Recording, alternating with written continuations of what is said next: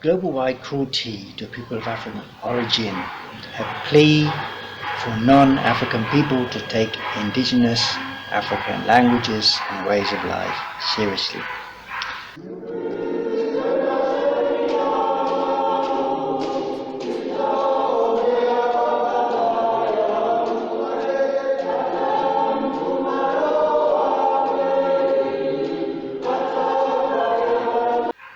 In this presentation, note that references to religion and religious should be taken as being to Christianity.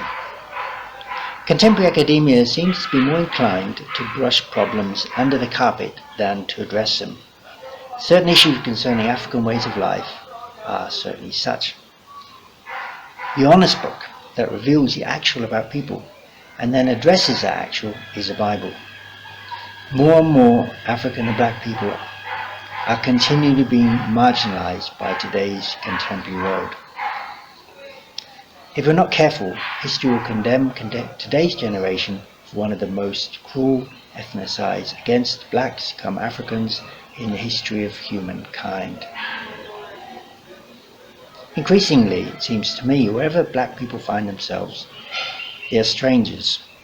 Increasingly, as the West and its means encroach more and more on more and more corners of the globe. That applies even in original African homelands. Modernization of Africa combined with the use of European languages can render the black man a stranger in his own country, even if surrounded by his own people, even in the total physical absence of foreigners. Thus is a hegemonic spread of Western power in our time.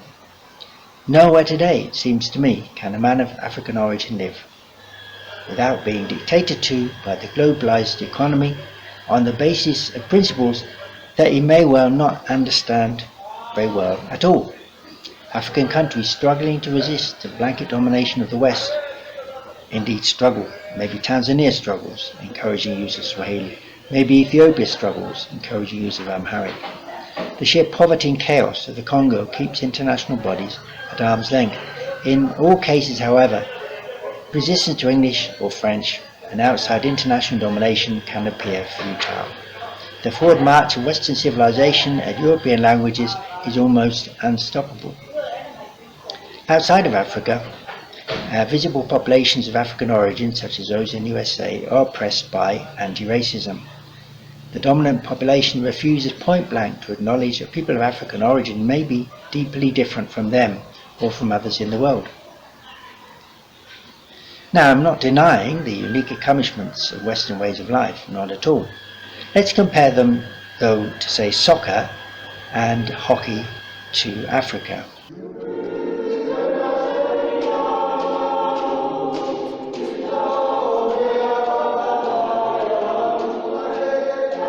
Soccer being unique and different from hockey doesn't mean that hockey is illegitimate. Each can be allowed to find its own niche. Today's world in relation to people of African origin can resemble a ban on everything but soccer. Perhaps what has been overlooked has been that prohibition can be economic. People are economic animals. Their need for food, shelter, prestige and position forces them to utilize markets. Those include markets for languages. The economic power of European languages dummifies other languages. They are markets of cultures, where the demand to appear modern can outstrip efforts at following tradition. This is frankly dangerous. Markets can end up running in societies. Economic pressure today acts constantly to marginalize what is traditional and what is therefore traditionally African. They render following of African tradition into financial folly. Well, what's so bad about that, someone may ask. Well, at least one thing is bad about it. That is, it can forestall in alternative options. A route from one status, like traditional say, to another, like modern, may be rendered impassable. Illegal, taboo, economically suicidal, apparent folly, countercultural and all that. Why? Due to economic pressure. Perhaps the route for people to be modern is like this. Traditional, then X, then modern. Now, X might be an essential interim status for people to go through in order for modernity to really take hold in their communities.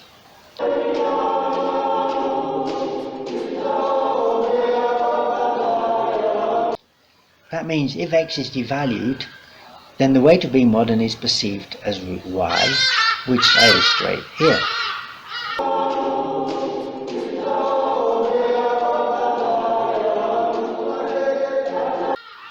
But then what if root Y doesn't work, as appears to be the case in Africa, where we're getting dependency instead of modernization? And amongst blacks elsewhere, maybe in the world also, perhaps X is a necessary middle stage in the process of modernization.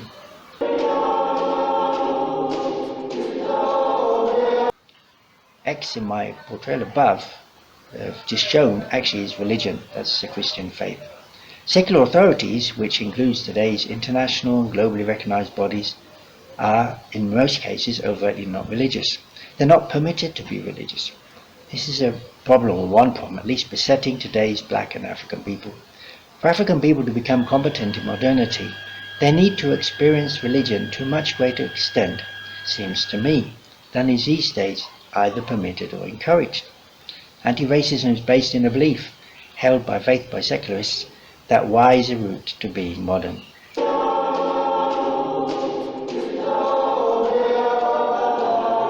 They believe that religion has no essential role to play in today's world.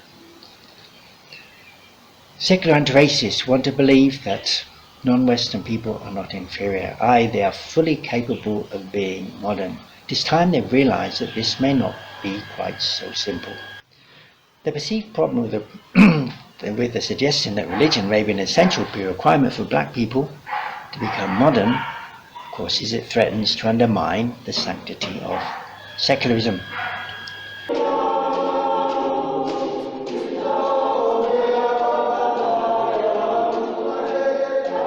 What rectification is required? Well, at the very least, I think we need to acknowledge the possibility that religion is a necessary interim step, that is, for blacks or Africans to become modern.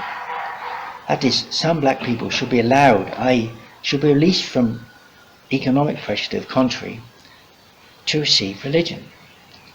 They must be able to do so also, this is important, on the assumption that they're not yet modern or secular. The religion needs to be interpreted to them in a way that makes pre-modern sense. Hence, religion or Christianity should be able to reach them in their own languages. They must not be forced by economic measures to pretend they already are modern, as education tends to do today. Those black people need not be isolated. In other words, other people can stay with them, other races, but when they're with them, what I suggest is they shouldn't always be dominating them, either economically, financially, or linguistically.